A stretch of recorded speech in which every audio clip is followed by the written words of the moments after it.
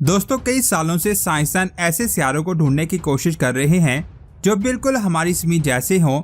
अब तक नासा ने 5000 से ज्यादा सितारे डिस्कवर कर लिए हैं। इनमें से ज्यादातर डिस्कवरीज केपलर स्पेस टेलीस्कोप और हबल स्पेस टेलीस्कोप ने की है। हैरान करने वाली बात यह है कि हमने आसमान के एक छोटे से एरिया पर अपने टेलीस्कोप को सेट करके हजारों सितारों को ढूंढ निकाला है। अब जरा सोचिए, अगर हम चारों तरफ देख पाएं तो हमें कितने सारे सितारे मिलेंगे। और अच्छी बात यह है कि इनमें से कुछ सितारे हमारी ज़मीन जैसे हैं, और बुरी खबर यह है कि ज्यादातर प्लैनेट बहुत अजीब और खौफनाक हैं। और आज की इस वीडियो में भी हम ऐसे ही कुछ सितारों की बात करेंगे जिनके बारे में जानकर आप हैरान हो जाएंगे। तो पूरी वीडियो वॉच कीजिएगा। वीडियो शुरू करने से पहले हमारे चैनल स्पेस वर्ल्ड को सब्सक्राइब, लाइक और शेयर जरूर करें। सबसे पहले बात करते हैं HR 5183b की। इस सितारे को 2019 में डिस्कवर किया गया था, जो हमारी जमीन से 103 लाइट ईयर दूर है। ये सितारा जुपिटर से 3 गुना ज्यादा बड़ा है, लेकिन इसकी खास बात ये नहीं है। आज तक हमने जितने भी सितारे ढूंढे हैं, उनमें से ज्यादातर सितारे अपने स्टार के गिर्द एक फिक्स्ड एलिप्टिकल ऑर्बिट में चक्कर लगाते हैं ताकि वो किसी दूसरे सितारे से ना टकरा पाएं।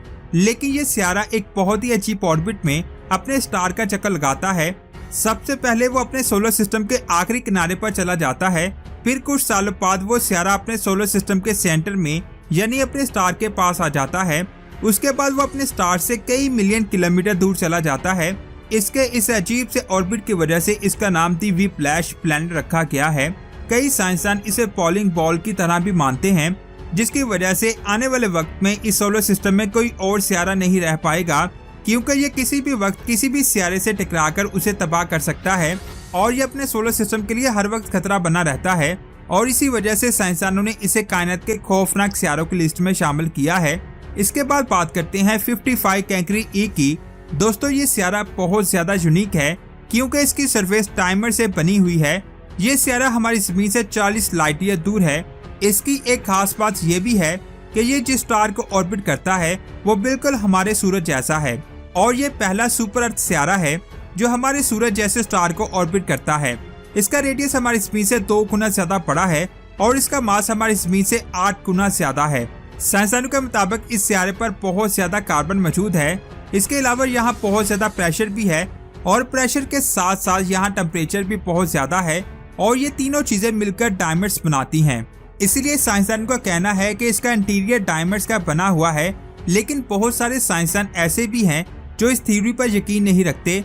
लेकिन हम यहाँ पर रहने के बारे में सोच भी नहीं सकते, क्योंकि अपने बहुत ज्यादा टेम्परेचर की वजह से ये सितारा किसी जहन्नम से कम नहीं है। हमारे सूरज की सतह का टेम्परेचर 5500 डिग्री है, लेकिन इस सितारे की सतह का टेम्परेचर हमारे सूरज से आधा है, जो बहुत बहुत ज्यादा है। इसके बाद बात करते हैं TYC89987601b की।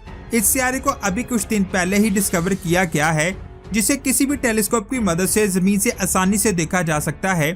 इस सितारे के स्टार की उम्र 17 मिलियन ईयर है, जो बहुत यंग स्टार है। नासा ने इस सितारे को ब्राउन ड्वार्फ कहा है, यानी ये ना तो एक स्टार है और ना एक सितारा।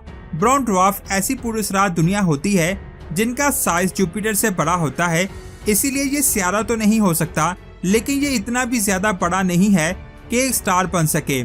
इस सितारे का टेम्परेचर 1400 डिग्री हो सकता है, और ये अपने स्टार के गिर्द अपना एक चक्कर 2060 सालों में कंप्लीट करता है। मुझे उम्मीद है ये सुनकर आपका दिमाग चकरा गया होगा, यानी इसका एक साल जमीन के 2060 सालों के बराबर है।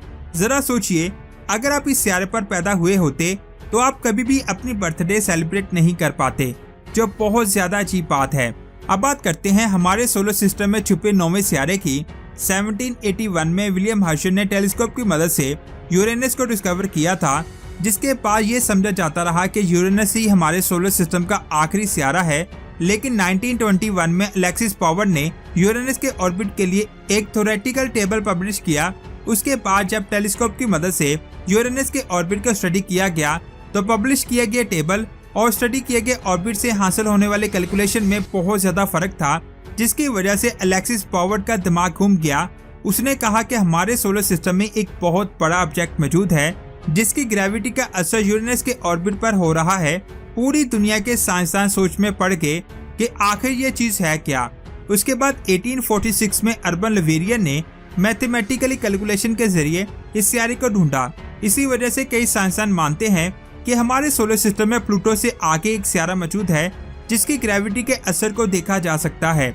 नेपच्यून की दरियाफ्त के बाद ये सोचा जाता रहा कि नेपच्यून से आगे 3 और सियारे हो सकते हैं, लेकिन इन सियारों का कोई सबूत ना होने की वजह से ये माना जाता रहा कि हमारे सोलर सिस्टम में कुल 8 सियारे मौजूद हैं। लेकिन 2 साइंसदानों ने एक मैथमेटिकली एविडेंस को पेश किया जिसके मुताबिक हमारे सोलर सिस्टम में 9वां सियारा मौजूद है। ये एक ख्याली सियारा है जिसका नाम प्लैनेट एक्स रखा गया, जो प्लूटो से ज्यादा दूरी से सूरज को ऑर्बिट करता है।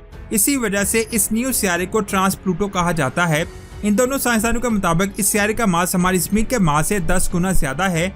और आप ये जानकर हैरान हो जाएंगे कि इन दोनों साइंसदानों के मुताबिक ये नया सियारा सूरज के गिर्द अपना एक चक्कर 10,000 सालों में कंप्लीट करता है, क्योंकि ये सूरज से बहुत ज्यादा दूर केपलर बेल्ट में मौजूद हो सकता है, जिसकी वजह से इसे सूरज के गिर्द अपना एक चक्कर कंप्लीट करने में 10,000 साल लग जाते होंगे।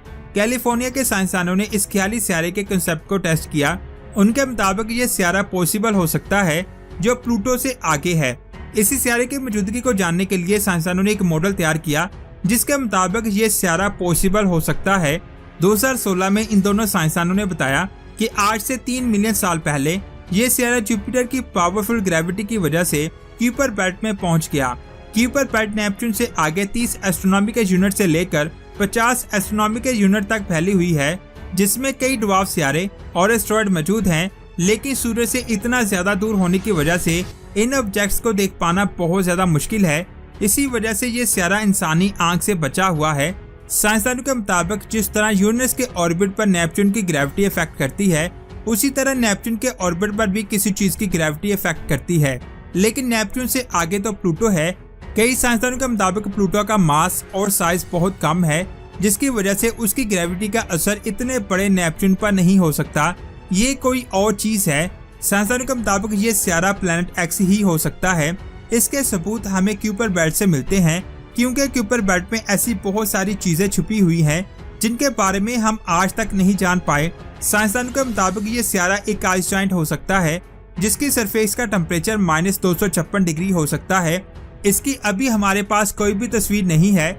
जिस तरह आज से 200 साल पहले नेपच्यून था जिसे मैथमेटिकल कैलकुलेशन से ढूंढा गया था, उसी तरह इस सियारे की बुनियाद भी मैथमेटिकली कैलकुलेशन पर रखी गई और इसकी ग्रेविटी के असर को भी साइंसदान नोटिस करते हैं। साइंसदान इसे मुसलसल स्टडी कर रहे हैं। हो सकता है कि आने वाले कुछ सालों में साइंसदान इस सियारे को ढूंढ लें। आपको क्या लगता है, नीचे कमेंट्स करके जरूर बताएं। वीडियो अच्छी लगी तो लाइक करने के साथ साथ इसे आगे भी शेयर करें और स्पेस की ऐसी ही अमेजिंग वीडियोस को देखने के लिए हमारे चैनल स्पेस वर्ल्ड को सब्सक्राइब करके बेल आइकन को प्रेस करें। अपना बहुत सारा ख्याल रखें। अल्लाह हाफिज।